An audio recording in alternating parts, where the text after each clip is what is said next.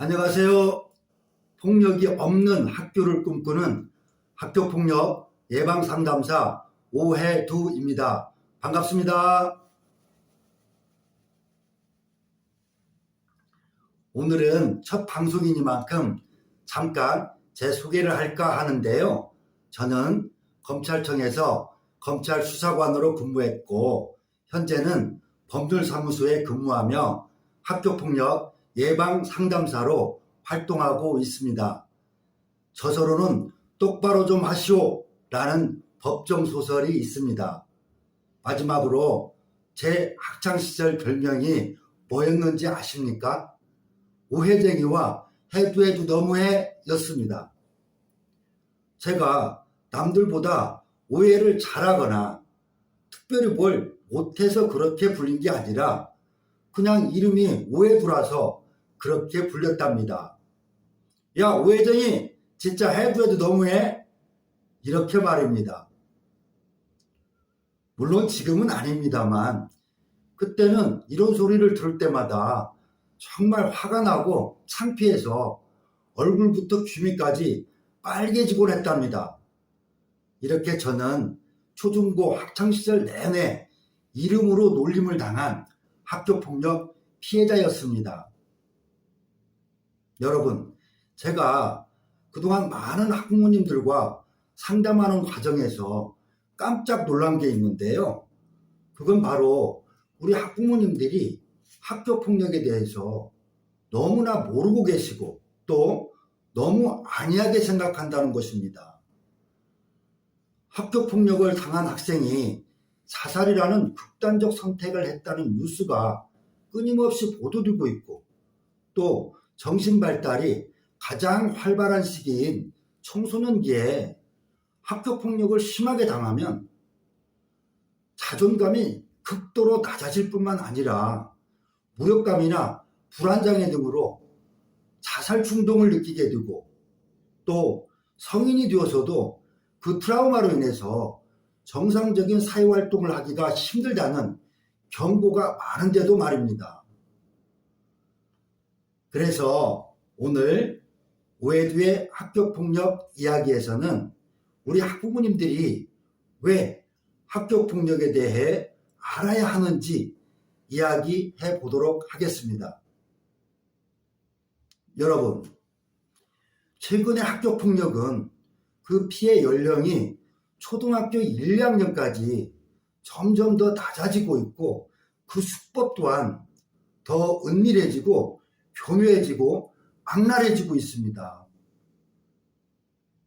누군가를 괴롭히려고 마음만 먹으면 교실이나 화장실, 놀이터 등 오프라인에서뿐만 아니라 모바일 메신저나 SNS 등 온라인을 통해서 24시간 시도 때도 없이 괴롭힐 수 있습니다.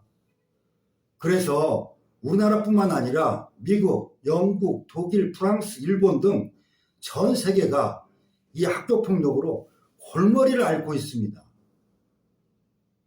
그런데도 여러분은 학교폭력이 남의 자녀한테만 일어나고 내 아이한테는 일어나지 않는 그런 폭력이라고 생각하십니까? 아닙니다. 학교폭력은 누구에게나 언제라도 일어날 수 있는 그런 폭력입니다. 대개 자녀가 말을 안 해서 모를 뿐이지 지금 이 순간 여러분의 소중한 자녀가 학교폭력을 당하고 있을 수도 있습니다. 그럼 내 아이가 학교폭력을 당했다고 학교에 신고만 하면 학교가 내 아이 편에 서서 잘 처리해 줄 거라 생각하십니까? 아닙니다. 그건 착각입니다. 2주 이상의 진단이 나온 사건의 경우 학교는 매뉴얼대로 사안조사를 해서 교육지원청에 넘기는 일만 합니다. 합의 중재도 못하고 가해 학생을 가해자라 표현도 못하고 피해 학생을 피해자라 표현도 못합니다. 당장 학급 교체를 해달라고 요청을 해도 해주지 않습니다. 신고한 때로부터 조치 결정 통보가 나올 때까지 약 2달 정도가 걸리는데요. 이 기간 동안 가해 학생과 같은 교실에서 함께 생활해야 합니다. 말도 안 된다고요?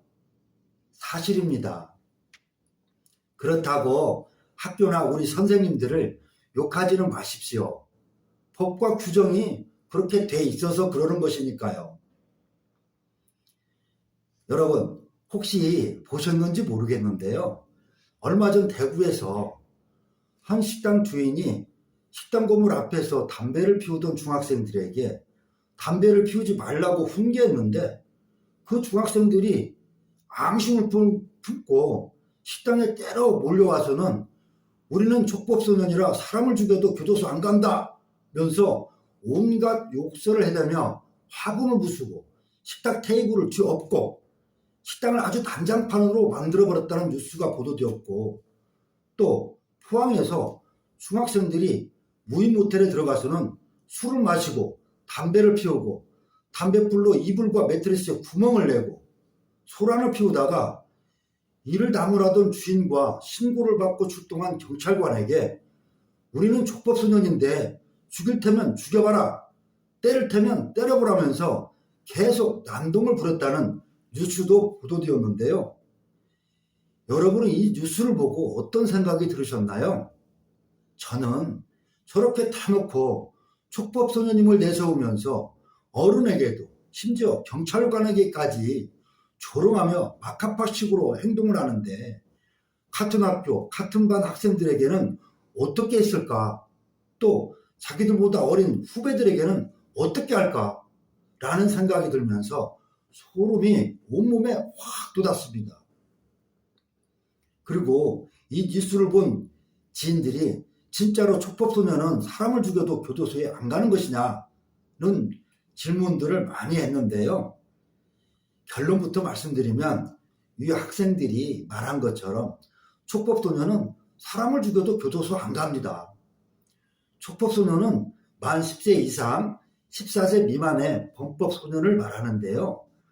아무리 큰 죄를 저질러도 형사처벌을 받지 않고 소년법에 따라 보호처분만 받습니다. 최고 처분이 소년원 생활 2년입니다.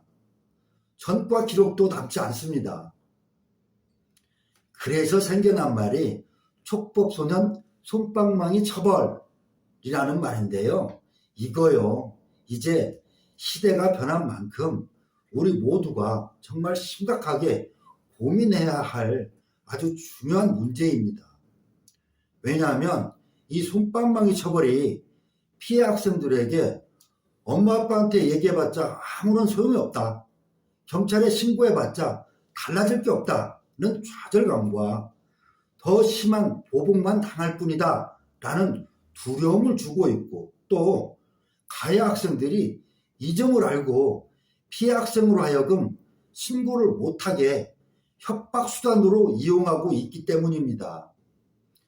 그래서 오죽하면 심부름센터에서 학교폭력으로부터 자녀를 안전하게 지켜주겠다는 내용의 학교폭력 삼촌 패키지라는 수백만 원짜리 상품을 출시해서 광고까지 하고 있겠습니까? 이제 내 아이는 내가 지킨다는 생각을 가져야 합니다. 협박과 함께 은밀하게 이루어지는 학교폭력의 경우 피해 학생이 말을 안 해주거나 주위 학생들이 신고를 해주지 않으면 학교나 선생님들은 알 수가 없습니다. 경찰도 마찬가지고요. 아이들에게 아무리 신고를 하라고 교육을 해도 보복이 무서워서 안 합니다.